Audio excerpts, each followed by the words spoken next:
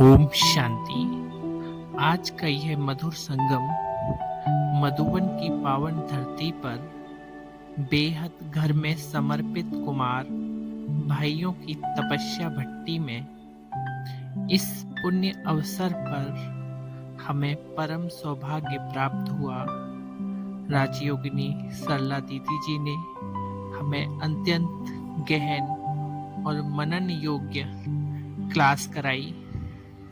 Class का विषय था बेहद की वैराग्य वृत्ति और अंतिम पुरुषार्थ। जहां एक ओर बेहद का वैराग्य हमें इस संसार की अस्थायीता का बोध कराता है, वहीं दूसरी ओर अंतिम पुरुषार्थ हमें ईश्वरीय गंतव्य की ओर स्थिर नजर रखने की प्रेरणा देता है। दीदी जी के सरल शब्दों में गहराई से समझाया गया कि सच्चा वैराग्य केवल त्याग नहीं बल्कि ईश्वरीय प्रेम और आत्म स्वरूप की पहचान है।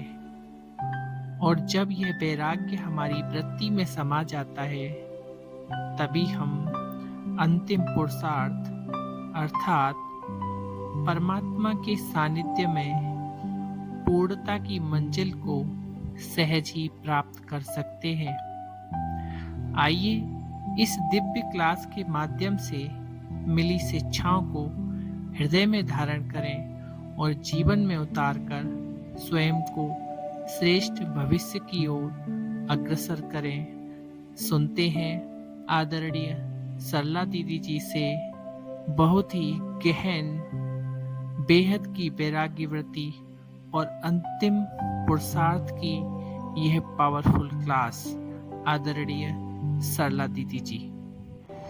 हम सब समय को बहुत अच्छी रीति से देख रहे हैं।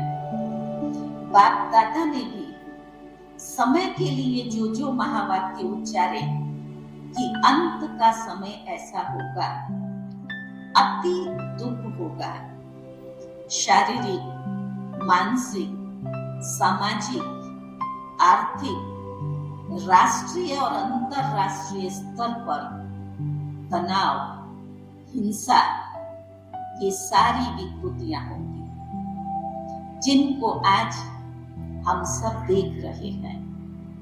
बाबा ने यहां तक कहा था कि अंत के समय पर ऐसे ऐसे नए नए कायदे बनेंगे जिसके कारण से व्यक्ति ये महसूस करेगा जैसे उसकी ब्रेन की नसें खींच रही है।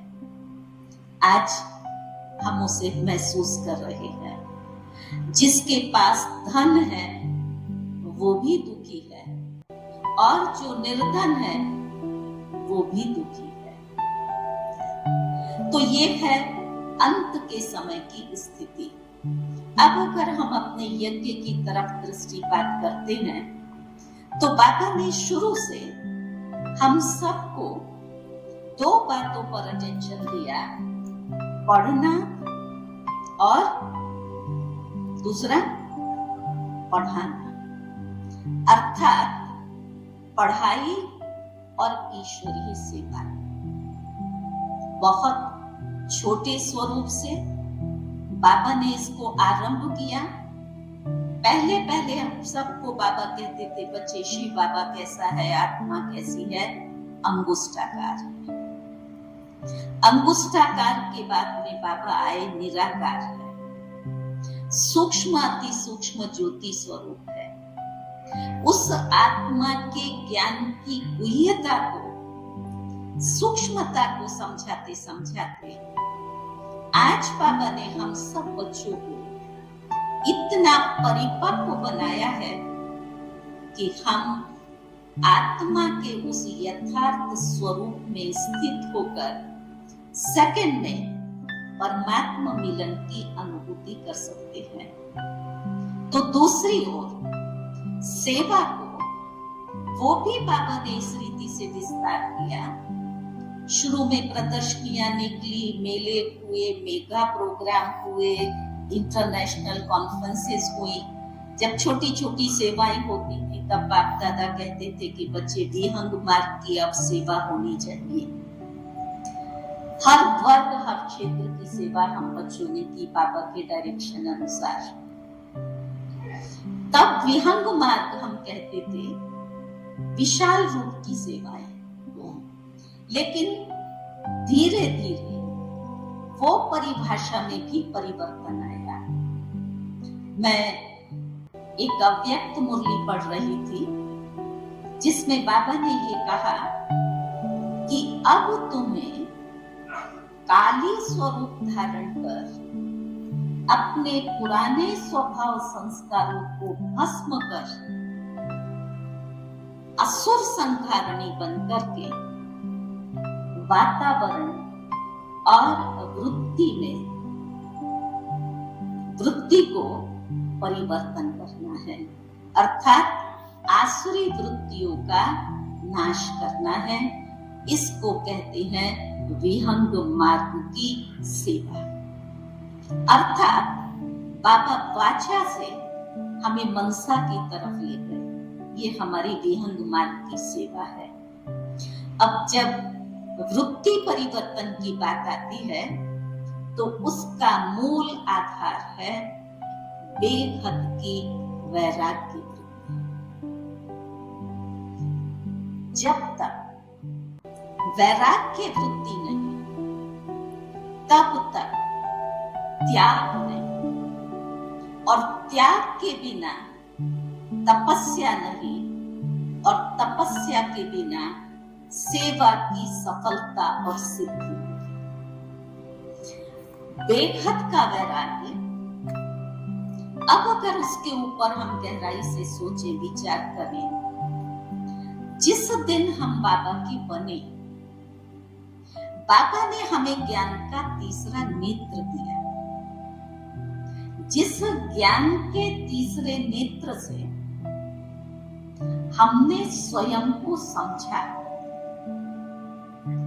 और जो भी बाबा ने हमें ज्ञान की बातें बताई उन सबको वास्तविक स्वरूप में समझा, उस समझ के आधार पर अंदर से वैराग आया इस पतित विकारी दुनिया से। अब हमारा जो ये वैराग है, इसमें कोई उदासी नहीं, इसके अंदर किसी भी प्रकार का कंफ्यूजन नहीं। ये वो श्रेष्ठ स्थिति है जिसको हम खुशी खुशी से, हमें ऐसा नहीं लगता है कि मुझे इसके लिए कोई त्याग करना पड़ा, क्योंकि बाबा ने जो परिभाषा दी है, बाबा की हर परिभाषा नहीं, हम ब्राह्मणों को का जो वैराग्य है वो श्रेष्ठ प्राप्ति और सिद्धियों के आधार पर है। बाबा ने हमें इतनी श्रेष्ठ प्राप्ति कराई है, उस प्राप्ति के सामने दुनिया की कोई भी प्राप्ति उससे श्रेष्ठ नहीं है। इस बात को आप महसूस करते हैं? बाबा ने जो हमें दिया है, प्राप्तियां कराई हैं, उसके सामने दुनिया की कोई भी प्राप्ति उससे श्रेष्ठ नहीं है। तो जब इतनी श्रेष्ठ प्राप्ति हमें होती है तो उसके सामने सहज ही वो वैराग्य आता है। तो बाबा ने कहा, इन प्राप्ति और सिद्धियों को सामने रखते हुए उसको गहराई से महसूस करना, यही बेहद की वैराग्य। वैराग्य अर्थात सामने विपरीत शब्द आता है राग। दो शब्द हैं, वैराग और दूसरा है राग। राग क्या है? इस भौतिक जगत की, इस दुनिया की जो भी वैभव, साधन, व्यक्ति, विषय विकार, इन किसी भी चीज में मन और बुद्धि का भटकना या उस तरफ आकर्षित होना, इसको हम कहते हैं राग। बाबा ने राग की बहुत गहरी परिभाषा दी। आप सबने मुरलियों में उसको सुना है। बाबा कहते हैं, अगर किसी व्यक्ति की विशेषता के प्रति भी आत्मा प्रभावित होती है, ये बहुत अच्छा समझाता है, इसमें ये बहुत अच्छा गुण है, उसको भी बाबा राग कहते हैं। तो जहां राग और द्वेष है, ये दोनों शब्द ऐसे हैं, इनके अंदर सारे विकार समाये। तो इनसे वैराग, इनसे अनासक्त होना, उसको हम कहते हैं बेहद का वैराग। तो बाबा ने आकर के हमें ये अनासक्त वृत्ति कैसे हमारी बने, क्योंकि वैराग का जो आधार है, आज हम साधनों के आधार पर सेवाएं कर रहे हैं। कई बार ये प्रश्न आता है, कई बड़े उससे कहते भी हैं कि जब साधनों की दुनिया है और बाबा ने भी कहा है कि साधनों के आधार पर सेवा करना है, तो साधन तो यूज करने पड़ेंगे ना। बाबा ने साधन यूज करने के लिए छुट्टी दी है, लेकिन हमेशा बाबा कहते हैं साधनों को सेवा अर्थ यूज करो। आज के समय में साधन को सेवा के लिए यूज करते भी हम उसके प्रभाव में फंस जाते हैं। वर्तमान समय सेवा का साधन कहो, हर एक के पास वो बड़े से बड़ा साधन कौन सा है? कौन सा है? मोबाइल। सब जानते हैं। हम सुबह सुबह उठ करके कितनों को गुड मॉर्निंग करेंगे, कितनों को बाबा के वरदान देंगे, कितनों को क्लासेस भेजेंगे। अब है साधन, लेकिन साधन को हम क्या कर रहे हैं? उसको खाली भेजने में यूज कर रहे हैं। आपको अनुभव होगा, मुझे भी इतने सारे मैसेजेस, इतने सारे वरदान, इतने सारे गुड मॉर्निंग के मैसेज, जिनकी कोई आवश्यकता नहीं। हम साधन को सेवा के लिए, आपको कुछ सुनना है, आपको उससे ग्रहण करना है, वहां तक सीमित रखें, ना कि इसके प्रभाव में हम अपने समय को वेस्ट करें। होता है ना, एक ने दूसरे को भेजा, दूसरे ने तीसरे को भेजा, ऐसे भेजते भेजते भेजते हम भेजने में लग गए, लेकिन कभी हमने उस बात को ग्रहण नहीं किया। तो जिस चीज को मैंने ग्रहण नहीं किया है, हम दूसरों को भेज रहे हैं। आप 1 मिनट के लिए सोचिए, क्या उसके जीवन में परिवर्तन आएगा? नहीं। आपने जो मैसेज उसको भेजा, जिस चीज को मैंने ग्रहण नहीं किया, आज बाबा ने ये बहुत अच्छा बोला, आज फलानी दीदी ने ये बहुत अच्छा क्लास कराया, जो मैंने दूसरे को पास ऑन किया, तो वो पास ऑन हुआ। मैंने भी धारण नहीं किया, दूसरे भी उसको धारण नहीं कर सकेंगे। तो सेवा का साधन होते हुए उससे भी हम अपनी स्थिति को उसके प्रभाव में ला करके कमजोर बना रहे हैं। और भी कई साधन जिसके कारण से हम उस प्रभाव से प्रभावित हैं। मैं समझती हूँ आप सबका भी अनुभव होगा, जिस समय पर हमारे पास ये सारे साधन नहीं थे, तब की तपस्या और आज जो हम तपस्या साधनों के आधार पर कर रहे हैं, उन दोनों तपस्याओं में अंतर है। अंतर है। तब हमारे पास एसी नहीं थे। मुझे याद है मैं जब महसाना सेंटर पर गई, वहां पर केवल एक टेबल फैन था। भट्ठी चल रही थी। उसी समय कोई वीआईपी आया, उस टेबल फैन को नीचे सिटिंग रूम में भेजा। भट्ठी करने वाले भट्ठी करते रहे। इतना अच्छा लगन में मगन होकर के बैठे हुए थे, इतनी गहरी अनुभूति करी। 1 घंटे के बाद जब सफेद लाइट हुई, आप उनके कपड़ों को निचोड़ो तो पानी निकलता था, ऐसी गर्मी में भी। लेकिन इतनी गहरी अच्छी अनुभूति की जो हम आज इन सोफे और कोच पर बैठ करके, एसी की ठंडी हवा में बैठ करके भी नहीं कर पा रहे। राइट है। अब उसका कारण क्या? कारण है वैराग्य की कमी।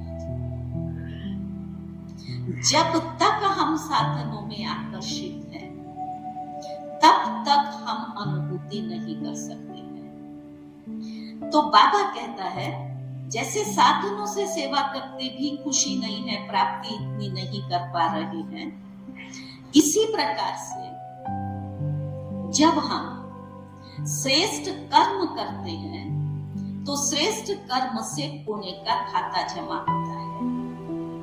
आज श्रेष्ठ कर्म करते भी वो खुशी, कर्म श्रेष्ठ किया, लेकिन श्रेष्ठ कर्म के अंदर जब ये संकल्प नाम मान शान का आ जाता है, मैंने इतना अच्छा किया लेकिन किसी ने उसको अप्रिशिएट नहीं किया, कोई 2 शब्द अच्छे बोलने वाला नहीं था। ये क्या हुआ? कर्म श्रेष्ठ होते भी नाम मान शान की कमजोरी की अधीनता ने हमें उस अपनी श्रेष्ठ स्थिति से वंचित कर दिया। तो श्रेष्ठ कर्म के साथ हद के जो भी नाम मान शान, उनसे हमें वैराग्य वृत्ति, वो वैराग्य वृत्ति हमारे श्रेष्ठ पुण्य को जमा करने में मदद करे। आज श्रेष्ठ कर्म करते भी वो पुण्य जमा नहीं हो रहा है। तीसरी बात बाबा हम सबको कहते हैं कि हर सेवा के कर्म को, कर्म जरूर करो लेकिन फल की इच्छा नहीं। कर्म करना है लेकिन फल की इच्छा नहीं रखनी है। हम जिस समय कर्म करते हैं उस समय हम सबके मुख से यही निकलता है, बाबा ने कराया, बाबा करा रहा है। कहते हैं करन करावन हार तो वो, लेकिन जब फल मिलता है, हमने अच्छा कार्य किया और लोग हमारी महिमा करते हैं, तब हम उस कच्चे फल को स्वीकार कर लेते हैं। हाँ, अगर मैं ऐसा नहीं करती थी तो ऐसा नहीं होता था, ये मैंने ऐसा किया इसलिए ये हुआ है। तो कर्म निमित्त बन करके करें। जब कर्म में हमने बाबा को साथ रखा तो फल भी हम बाबा को अर्पण करें। कच्चा फल खा लेने से वो ताकत आत्मा में नहीं आती है। तो हमें कर्म के साथ साथ फल को बाबा को जब अर्पण करते हैं, तब उसमें बल भरता है, क्योंकि वो विशेषता, वो शक्ति भरने वाला बाबा है। और बाबा ये हमें बार बार याद दिलाते हैं कि बच्चे, अब कच्चा फल खा करके अपने भाग्य को कम नहीं करो। तो बेहद की वैराग्य वृत्ति के लिए हमारी धारणा चाहिए, कर्म और फल दोनों को हम बाबा पर अर्पण करें, फल की इच्छा ना रखें। आप सब ने गीता में भी बार बार ये सुना होगा और लोगों का ये कॉमन शब्द है कि कर्म भले करो लेकिन फल की इच्छा नहीं रखो। तो हम दोनों को बाबा पर अर्पण करके चले। बेखत की वैराग्य वृत्ति न होने का कारण बाबा ने 2 शब्द बताए हैं, और वो है मैं और मेरा। और ये बाबा हमें बहुत पहले से समझा रहे हैं, जब तक कर्तापन है, मैंपन है, तब तक वो कर्म विकर्म में बदल जाता है। बाबा ने कहा जब मैं शब्द आता है तब तुम ये याद करो मैं आत्मा हूं, और जब मेरा आता है तब याद करो मेरा बाबा। लेकिन इस मैं और मेरेपन के कारण से आत्मा अनेक विकर्मों के बंधन में बंधती जा रही है। मैं देह भान, और फर्स्ट लेसन से बाबा हमें इससे मुक्ति दिला रहे हैं। इतना वर्षों से अभ्यास करते करते भी अभी तक सूक्ष्म में भी ये कर्तापन समाप्त नहीं हुआ है। और जहां कर्तापन होता है वहां मन जो है वो देह भान के कारण से कमजोर हो जाता है, और कमजोर मन विषयों की तरफ आसक्त होता है, आसक्ति पैदा होती है। आसक्ति के कारण से कामना जागृत होती है। कामना क्या है? काम का सूक्ष्म रूप है, वंश उसका एक अंश है। अनेक प्रकार की कामनाएं आसक्ति से जागृत होती है, और कामना के कारण जब आपकी इच्छा पूरी नहीं होती है तब क्या होता है? कामना पूरी नहीं होती है तब फिर क्रोध आता है, अविवेक जागृत होता है, और अविवेक क्या करता है? वो सत्य पर पर्दा डाल देता है। तब हमारे जो कर्म है, क्योंकि मन और बुद्धि कमजोर हो गए, वो विकर्म बनने लगे, और उस विकर्म के बोझ के कारण आत्मा आनंद का अनुभव नहीं कर पाती है। तो इस आसक्तियों से, विषयों से अपने मन को मुक्त कर उसके लिए सच्चा वैराग्य, वो वैराग्य इन विषयों से मन को मुक्त करेगा, और जब मन मुक्त होगा तब ही हम मन मना भव की स्थिति का अनुभव कर सकते हैं। आज कहते हैं बहुत मेहनत करने के बाद भी योग नहीं लगता है, तो योग न लगने का भी मूल कारण बाबा ने हमें वही बताया है कि अभी तक भी हमारे अंदर वो सूक्ष्म वैराग्य, व्यक्ति, वस्तु, वैभव, साधन, देह संबंध जागृत नहीं हुआ है। जबकि हमें ये मालूम है अब ये दुनिया का अंतिम समय है। समय की समीपता है या समय बहुत बड़ा हुआ है? समय समीप है या समय ज्यादा है? समीप है, जो समीप कहते हैं। जब ये दुनिया का समय अंत का आ चुका है और दुनिया खत्म होने वाली है, हमारे अंदर से वो जागृति चाहिए। अब मुझे अपने इन पुराने स्वभाव संस्कारों को खत्म करना है।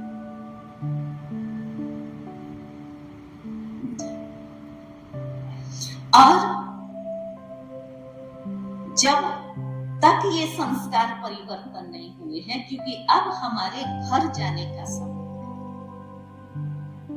समय कौन सा चल रहा है? घर जाना है। जब भी व्यक्ति कोई जगह जाता है तो कुछ ना कुछ लेकर के जाता है। आप यहाँ से जाएंगे तो जाने के बाद में यहाँ से आप अपने साथ अपने अनुभव लेकर के जाएंगे, किनकी विशेषताएं लेकर के जाएंगे, खाली हाथ तो नहीं जाएंगे। यात्रा पर लोग जाते हैं तो प्रसाद लेकर के आते हैं, मार्केट में लोग जाते हैं तो गिफ्ट या सामान लेकर के आते हैं। अब हमें जब घर जाना है तो अपने जिस मूल स्वरूप में मैं आत्मा नीचे आई थी, मुझे अपने उन दिव्य संस्कारों को साथ लेकर जाना है।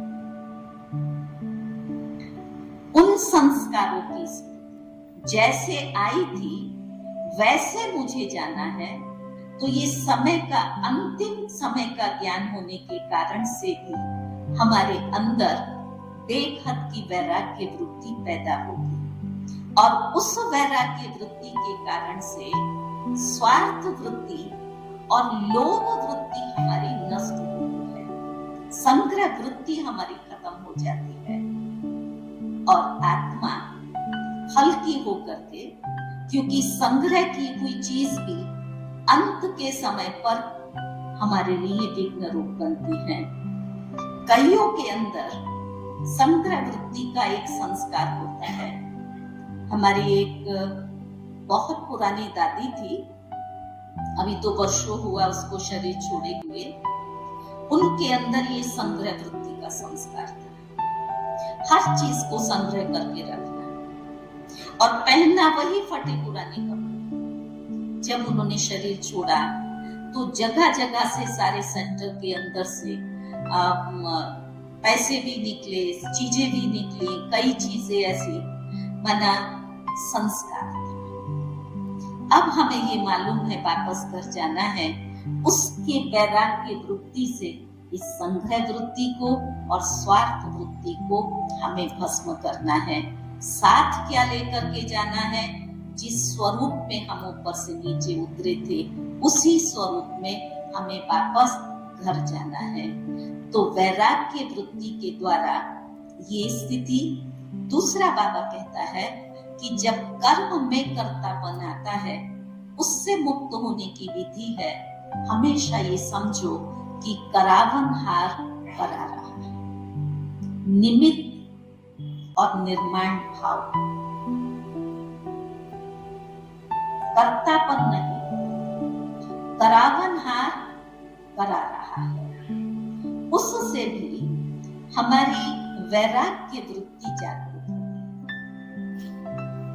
तो अंदर से हम अपने आप को चेक करें कि अभी तक ये मन किन किन वस्तुओं में, वैभवों में आसक्त है, क्योंकि अंत का समय है। और बाबा अभी हमें इशारा दे रहा है कि बच्चे जल्दी से जल्दी बाप समान संपन्न बन करके घर चलना है। घर चलने के लिए बाबा कहता है, अब बच्चों को, साकार मुरली में भी बाबा ने कहा, अब बच्चों को धुन लगनी चाहिए, बस अब घर जाना है। हम सबकी श्रद्धेय बड़ी दीदी थी। आप में से किस किस ने बड़ी दीदी को देखा है? हाथ खड़ा करेंगे। थोड़े हैं। तो बड़ी दीदी का अंत में उन्होंने अपने आप को इतना उपराम कर दिया था, और जब भी जिससे मिलती थी तो लास्ट दिनों में हर एक को दीदी यही कहती थी, अब घर चलना है, अब घर चलना है। ये जैसे दीदी का एक अंदर का मंत्र बन गया था। इतना दीदी ने अपने आप को उपराम कर लिया, बस अब घर जाना है। हम सबको भी ये धुन लगे, अब तो हमें वापस घर चलना है, क्योंकि घर चलने से ऑटोमेटिक बेहद की वैराग्य वृत्ति आएगी। ये आकर्षण बुद्धि को खींच नहीं सकेंगे। तो अब हमें उस अपनी संपन्न स्थिति को प्राप्त करने के लिए, जब वैराग्य वृत्ति जागृत होती है, तब हम कर्मातीत स्थिति को प्राप्त कर सकते हैं। पहले होती है हमारी कर्मेंद्रिय जीत अवस्था। बाबा ने एक मुरली में कहा कि कर्म इंद्रियों को जीतना फिर भी सहज है,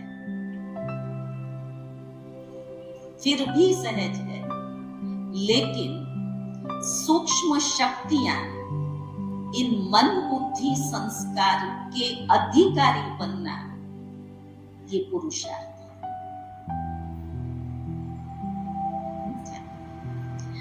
तो हम कहां तक कर्मेंद्रिय जीत बने, वो सूक्ष्म जो मन को डायरेक्शन दे, उस दिशा में मन चले, बुद्धि वही निर्णय ले, वो हमारा सूक्ष्म शक्तियों का कंट्रोल। लेकिन पहले हम अपने आप को पूछें, ये कर्मेंद्रियों पर हमारा कंट्रोल है? मैं आत्मा उस बेहद की वैराग्य वृत्ति और श्रेष्ठ साधना के द्वारा अपने आप को कर्मेंद्रिय जीत बनाया है? ये स्थूल इंद्रियों की चंचलता समाप्त हुई है?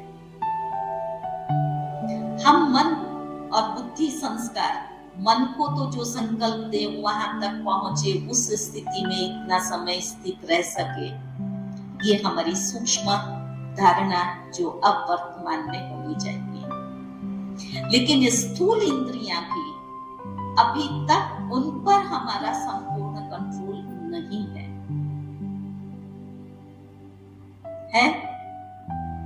आप जितना टाइम 1 घंटा संकल्प करो मुझे एक आसन पर बैठना है,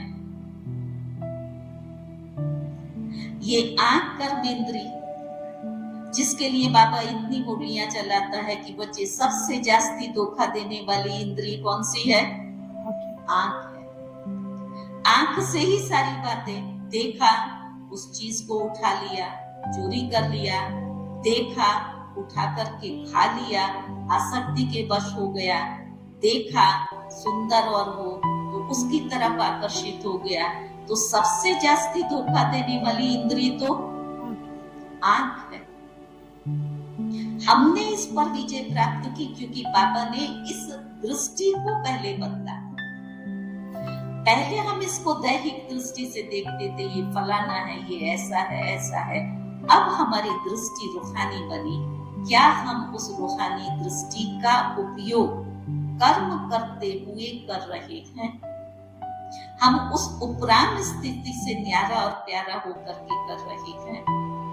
जब तक कर्मेंद्रिय जीत आत्मा नहीं बनी है, तब तक कर्मातीत स्थिति को प्राप्त नहीं कर सकती है। बहुत छोटी सी एक ये इंद्रियों की चंचलता की बात है, जो दादी हमें बार बार ध्यान खिंचवाती थी। हमारी गुर्जर दादी थी, दादी जानती थी। ये हमेशा कहती थी कि जिस समय पर क्लास चलता है तब भी ये दृष्टि, अभी यहाँ पीछे से कोई आ जाए तो सारे क्लास की दृष्टि कहाँ जाएगी? उस पर जाएगी। एक व्यक्ति यहाँ से बाहर जा रहा है तो सबकी दृष्टि किस पर गई? उस व्यक्ति पर जा रही है। जब तक वो बाहर नहीं जाता है हम उसके पीछे देखते रहते हैं। ये क्या है? इंद्री पर कंट्रोल है। क्लास में कोई आकर के, मैं कई जगह क्लास कराने के लिए जब जाते हैं तो देखो, आप क्लास करा रहे हो, क्लास चल रहा है, अगर कोई आया तो हम उसको वहां पर देखते। तो दादी गुलजार हमेशा कहती थी, वो व्यक्ति अपना कर्म कर रहा है, तुम्हारा कर्म सुनना है, मैं तुम्हें सुना रही हूँ, तो मैं सुना रही हूँ तो तुम सुनो ना। वो जाने वाला जा रहा है तो उसके पीछे हमारी दृष्टि क्यों जाती है? इतनी स्थूलता अभी तक इन इंद्रियों के ऊपर हमने विजय प्राप्त नहीं की है।